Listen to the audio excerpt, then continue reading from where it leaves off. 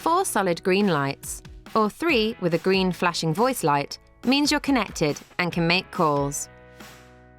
If there are no lights, there's no power to your hub. Check it's plugged in and switched on. If the internet light's off, it's not getting an internet connection. Check all the cables are pushed in. To see if there's a problem in your area, go to servicestatus.sky.com on a phone or tablet.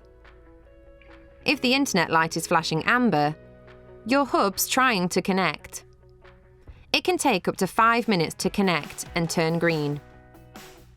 If it keeps flashing or turns solid amber, go to sky.com/mybroadband.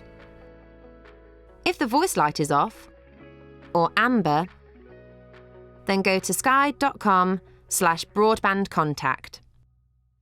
If the power light is flashing amber, or if the Wi-Fi light is off and the others are green, hold the reset button for 10 seconds until the power light flashes green.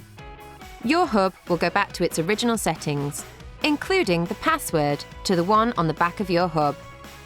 If this doesn't work, or if the power light is red, go to sky.com/broadbandcontact.